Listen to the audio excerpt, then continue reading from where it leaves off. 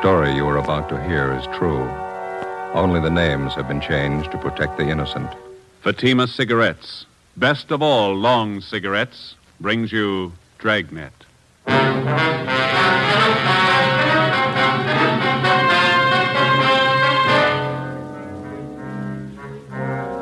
You're a detective sergeant. You're assigned to robbery detail. A store clerk has been murdered, shot to death in a robbery. The holdup man is described as tall, well-dressed. He escapes in a taxicab. Your job, get him.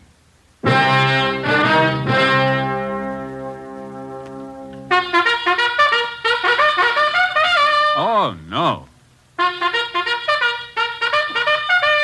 Ah, that's different. Yes, what a difference. In Fatima, the difference is quality. You see, Fatima is the quality king-size cigarette because it contains the finest Turkish and domestic tobaccos superbly blended. And Fatima is extra mild with a much different, much better flavor and aroma than any other long cigarette. Because of its quality, its extra mildness, its better flavor and aroma, Fatima has more than doubled its smokers coast to coast. Fatimas cost the same as other long cigarettes, but your first puff will tell you... Ah, that's different. Yes, in Fatima, the difference is quality. Ask your dealer for Fatima, the quality king-size cigarette. Best of all long cigarettes. Start enjoying Fatima tomorrow.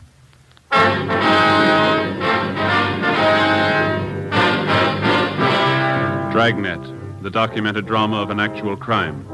For the next 30 minutes, in cooperation with the Los Angeles Police Department, you will travel step by step on the side of the law through an actual case from official police files. From beginning to end, from crime to punishment, Dragnet is the story of your police force in action.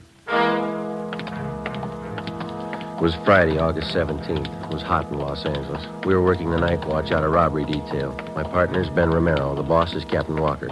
My name's Friday. It was 8:35 p.m. when we got to the Church of St. Damien, the vestibule.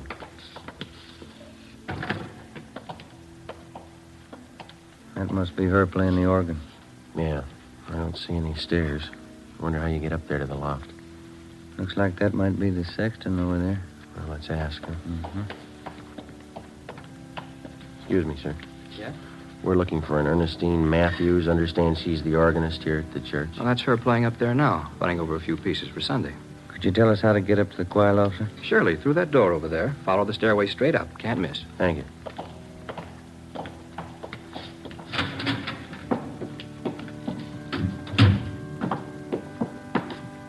Sure has been a long time. Yeah, what's that? Climbing stairs to a choir loft. Sang a lot in church when I was a kid. Boy soprano. All right? They finally threw me out. Mm-hmm. Voice changed. Yes, did you want something? Are you Mrs. Ernestine Matthews? Yes, did you come about the new choir books? No, ma'am. Police officers. Oh, can I help you? It's about your husband, Miss Matthews. Bert, what about him? Has Bert done something? He was hurt, ma'am. Well, I don't understand. Bert's working at the store. What do you mean he was hurt? There was a holdup. Dear God, my husband. Was he hurt bad? Yes, ma'am. Where is he? I've got to go to him. Is he in pain? No, ma'am. What are you trying to say? Dear God, tell me the truth. Which hospital is he in? They took him to Georgia Street. They helped him all they could. You're not trying to tell me Bert's dead? You're not trying to tell me that, are you? I'm sorry, ma'am. In the past 16 days, 7 armed robberies had been committed, apparently by the same man. The suspect was described by victims as tall, heavily built, and very nervous. He was armed. It's cold logic that every suspect who's armed in the commission of a robbery is a potential killer. It's a fact that's been proved 100 times over. The man we were after had proven it again. We'd used every means at our disposal to identify him, through the stats office, the record bureau, latent fingerprints, through informants and witnesses.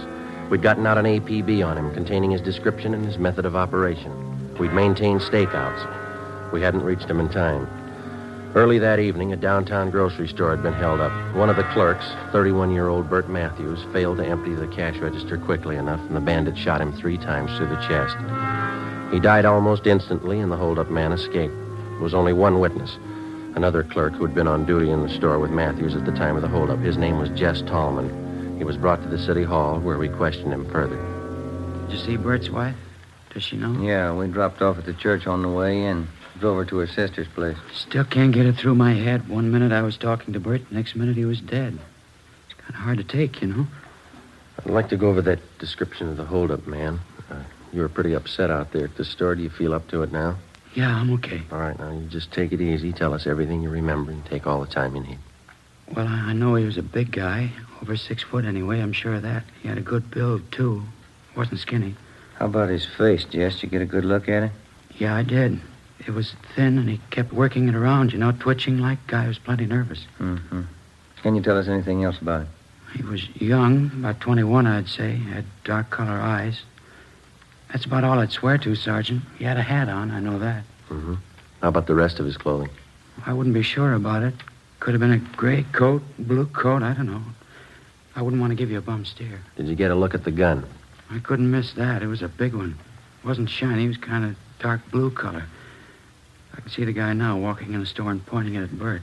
What time was that again, Jess, when the bandits showed up? Just about 7:30. Bert was behind the counter. I was in the back stacking the shelves. The guy just walked in, pointed the gun, said, "Give me the dough." I heard him say that. Mm-hmm. Bert was kind of surprised.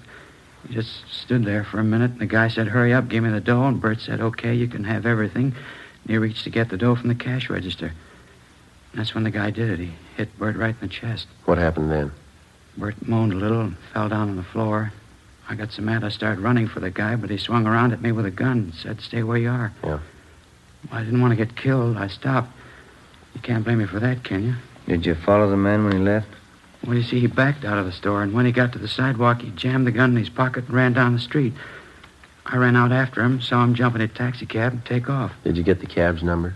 Well, it was too far away for that, at least halfway down the block. I know somebody else must have been driving it, though. How do you know that?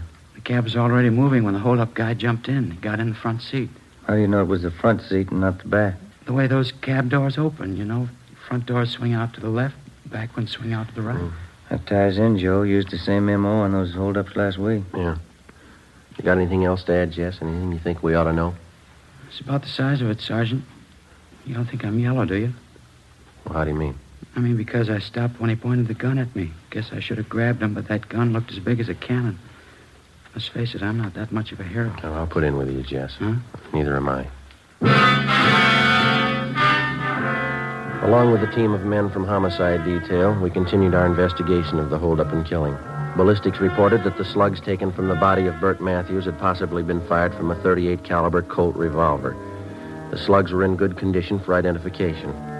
All the possible suspects picked from the mug books by the victims had been checked out. All of them had been cleared. Fingerprints left by the bandit at the scene of his latest crime were checked out. No make. We tried to check the taxi cab used in the escape. We got nowhere. The morning after the Matthews killing, we got a call from Sheriff's Homicide. We went across the street and checked with Inspector Bowers. Either one of you remember that case about 6 months ago, the Harry Solomon killing? Oh, yeah, Inspector. It's pretty vague right now. Your men handled it, a county case? Yeah, let me lay it out for you. It's just possible it might tie in with that killing you fellas had last night. And what's the angle? Harry Solomon was a taxi cab driver. The night of February 26th, somebody saw him pick up a fare at Sunset and Highland about 10:30 p.m. That's the last time he was seen alive. Yeah, I think I remember. The next morning, we found Solomon's body in a ditch out in the valley. 238 slugs in his head. Found his cab a few yards up the road, abandoned. Killer used a .38, same kind of gun used on last night's job. Here's something else that ties in. Yeah? A description of the passenger Solomon picked up at Sunset and Highland the night he was murdered. The last fare he ever handled. Mm-hmm. White male American. Over 6 feet tall, heavy build. Age, 20, 21, dark eyes. Had a dark suit on and a hat. Matches up all the way down the line. You had a robbery motive figured on the Solomon killing, didn't you? That's right. Except for a $5 bill hidden in his wallet, Solomon didn't have a penny of his receipts for the night. Might have been another reason behind the killing besides that. Yeah? It's just barely possible Solomon might have known the hold-up man, the guy who killed him. How do you figure? Solomon had been a cabbie for 14 years before he was murdered. From this hold-up man's M.O., using cabs for a getaway car, it's possible he might have been a cab driver at some time or other. You mean if the killer got in the cab and thought Solomon recognized him, was suspicious of him? That's right. Could have been reason enough for him to kill Solomon. I know there's a lot of coulds and ifs and maybes in it, but I thought you might be interested. Well, we'll check it out first thing. How are your men coming on the Solomon case? Progress is pretty slow. Well, we'll keep you posted on anything new. Fine. If we can help, let me know. Right. Bye.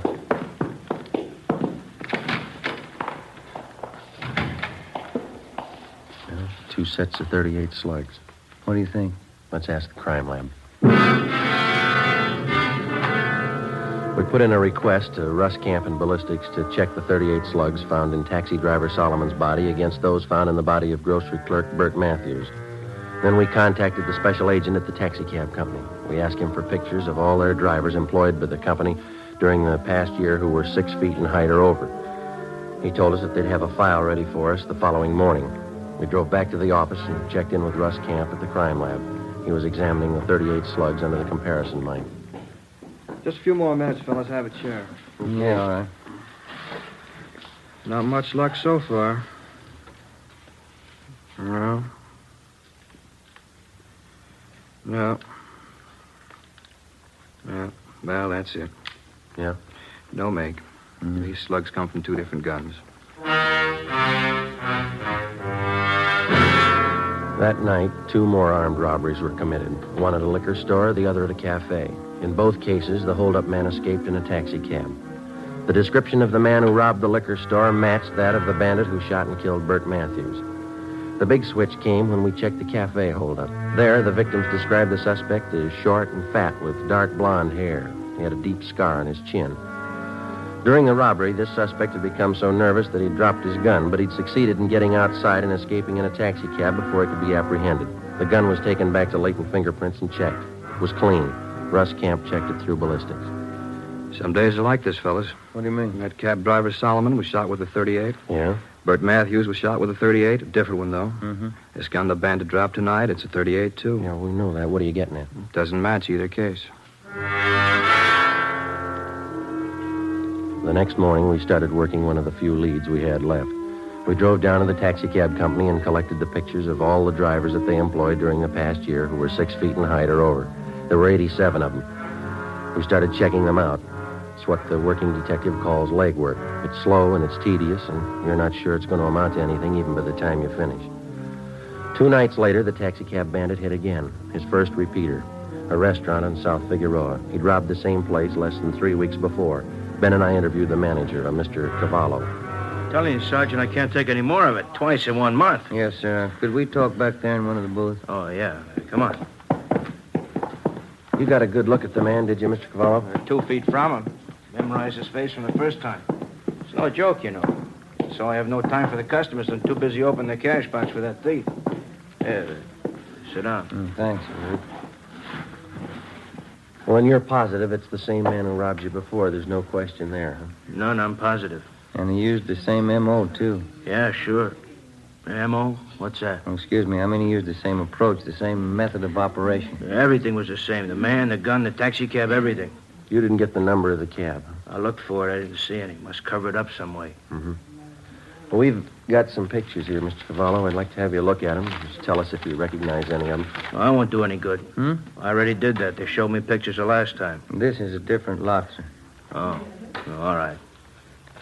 Quite a few of them, huh? I'd like to have you check each one of them carefully, if you would. Just take your time. Yeah, we can't sit here without coffee. Natalie! Well, I wouldn't... Natalie! I don't care for anything. Yeah, don't be silly. You can't work without eating. Natalie! Yeah. Coffee, 3 cups. Okay. And now, where do I start? Well, these right here, if you'd just check these over, please. Uh-huh. No, not him. Uh-uh. Not him either. Oh, thank you. Thank you. Yeah.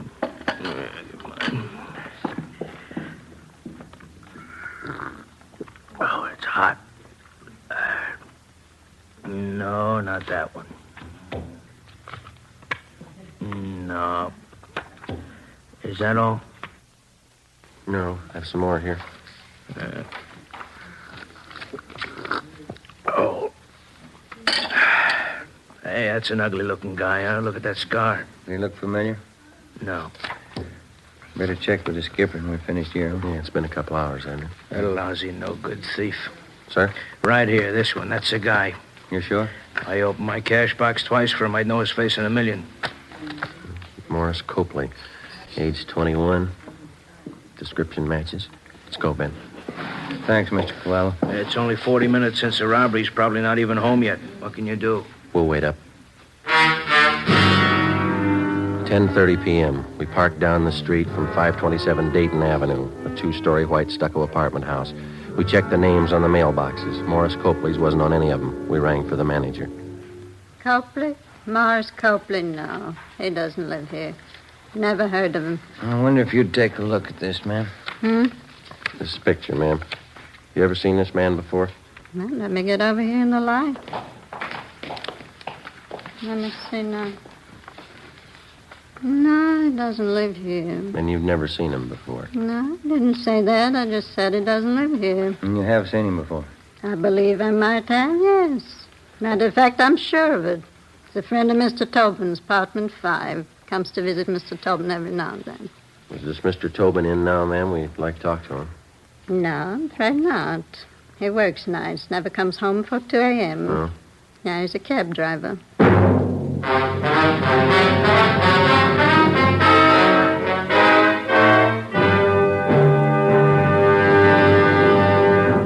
You are listening to Dragnet, authentic stories of your police force in action. Oh, no. Ah, that's different. Yes, what a difference. There's a difference you can hear, there's a difference you can see, but the difference in Fatima is quality.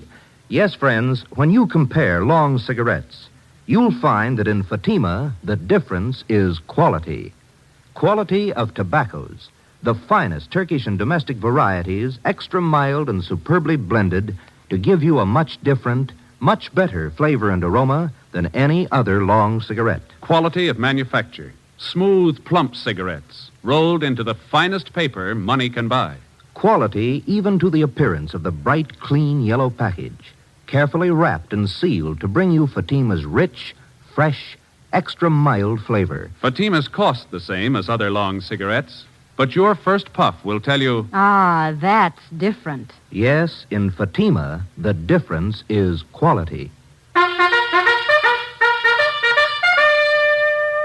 Ask your dealer for Fatima, the quality king-size cigarette.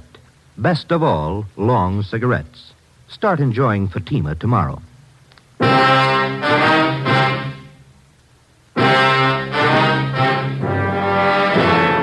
10:45 p.m. In the presence of the manager, we made a search of the apartment registered in the name of Ralph Tobin, the man who was supposed to be a friend of the suspect, Morris Copley. We found nothing that would tie either of them up with the robberies and the killings. Before the manager returned to her apartment, we instructed her to say nothing about our being there in case Tobin or Copley returned. We called the office and told them we'd received an identification on Morris Copley. They checked them both through R&I. Neither had any criminal record. They got out an APB on Copley. We waited. Midnight came. Nothing happened. 1 a.m. 1:30. Still no sign of either man. 1:45. Somebody's coming around back, Joe. Yeah. Kitchen door.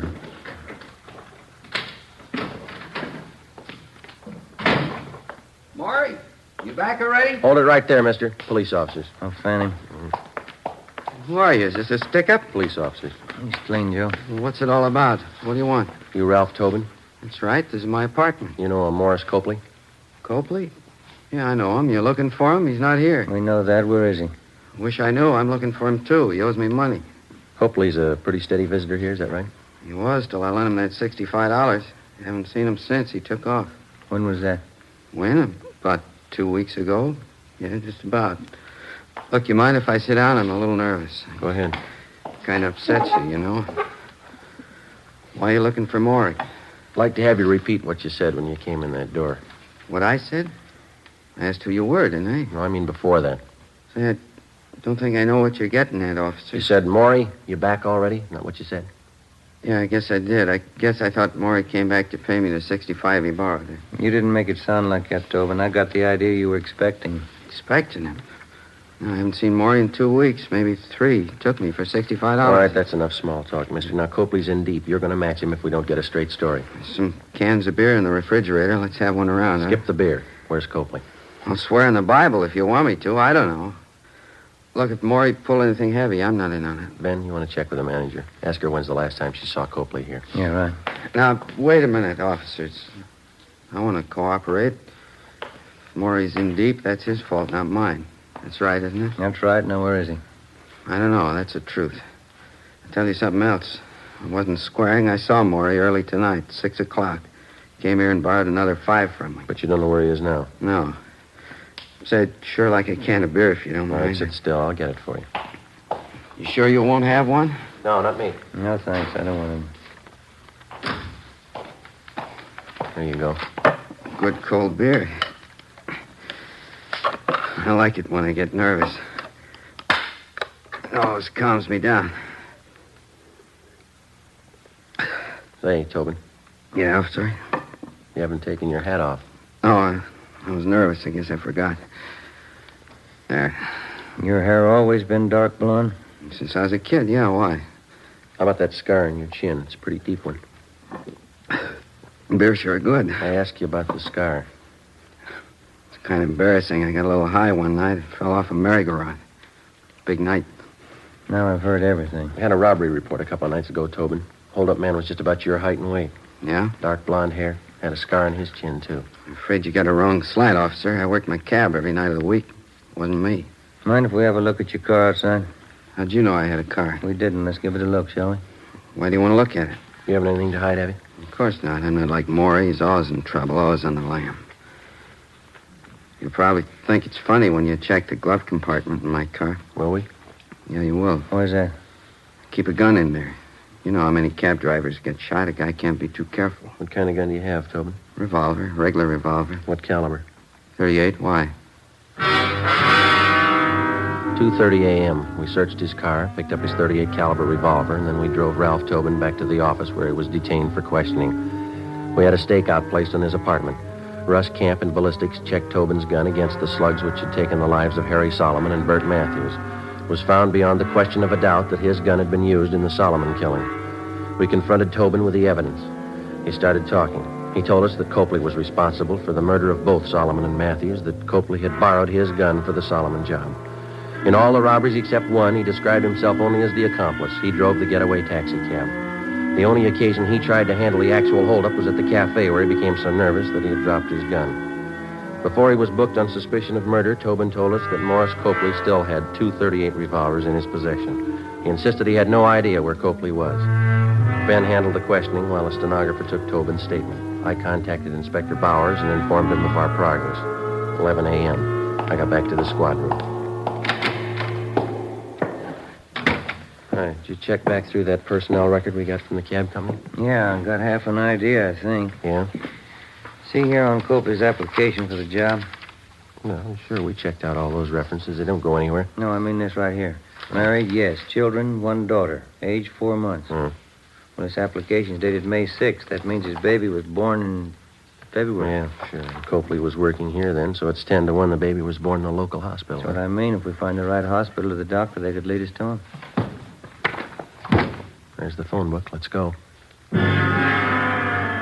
From noon until 4 p.m., we called every hospital, sanitarium, clinic, and rest home listed in the book. The answers were the same. No record of confinement for a Mrs. Morris Copley. Well, seemed like a good idea. Who are you calling now? Well, we've got one more, the county hospital. Well, this is Sergeant Friday, Police Department, Robbery Detail. Yes. I'd like to find out if you have any record of confinement for a Mrs. Morris Copley. No, that's Copley. C as in Charlie. Yes, thank you. He might have sent his wife out of town to have a baby. Yeah, that's possible. Yeah. 1118. Thank you. 1118 Rochester, Copley's aunt. Let's go.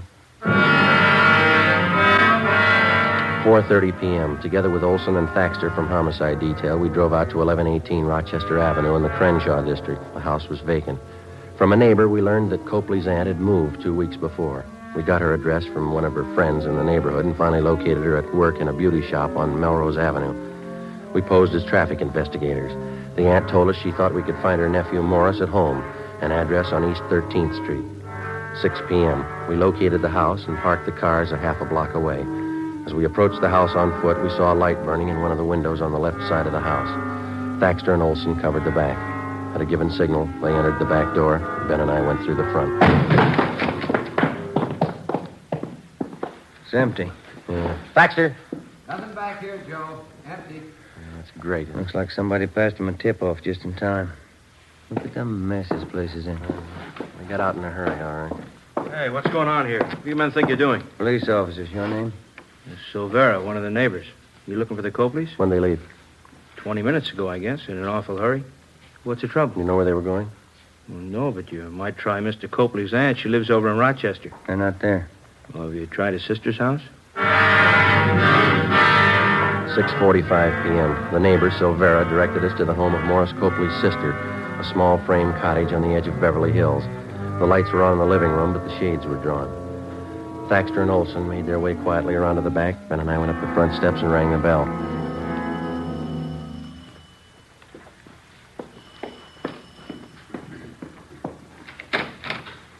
Yes?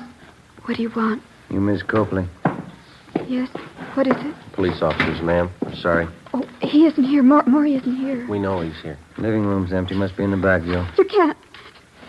He's in the bedroom with the baby. He's got a gun. You can't go in there. Where's the bedroom? It's the end of the hall at that door. He was sleeping. I think he's awake now. The baby close to him? In the same bed. She's propped up on pillows right next to him. He's got that gun with him. Don't go in, please. Where's the bed situated in the room? It's right inside the door to the left. Oh, please don't go in. He won't care what happens to the baby.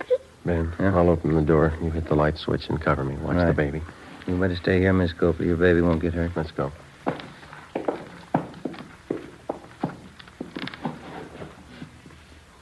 All right, let's go in. Drop it, you! Grab the gun, Ben. All right, come on. I got it, Joe. All right, Copley, get him up. Come on up. Joe? Yeah, I got him. Just a little frightened, ma'am. She's all right. I'll kill you, Mary. You tell him where to find us, didn't you? I'll kill you for that. Maury, I swear I didn't. I swear. Lousy dame. Nobody else knows she's the one who told you, isn't she? No, Then who did? Who told you? you're looking at her. What do you mean? Your baby.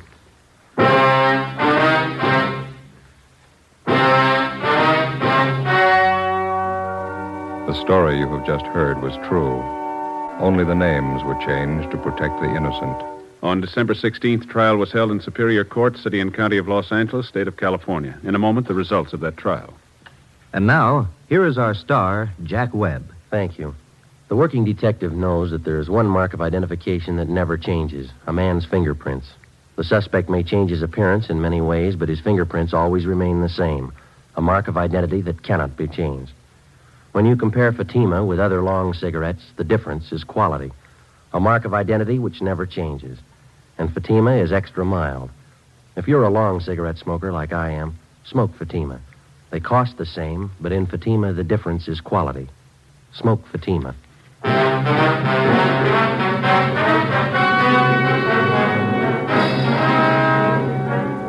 Morris John Copley and Ralph Edward Tobin were tried and convicted of murder in the first degree, 2 counts. They were both sentenced to be executed in the lethal gas chamber of the state penitentiary, San Quentin, California. You have just heard Dragnet, a series of authentic cases from official files. Technical advice comes from the Office of Chief of Police W.H. Parker, Los Angeles Police Department. Fatima Cigarettes, the best of all long cigarettes, has brought you Dragnet, portions transcribed from Los Angeles. Coming up, We the People. Tomorrow, enjoy The Life of Riley on NBC.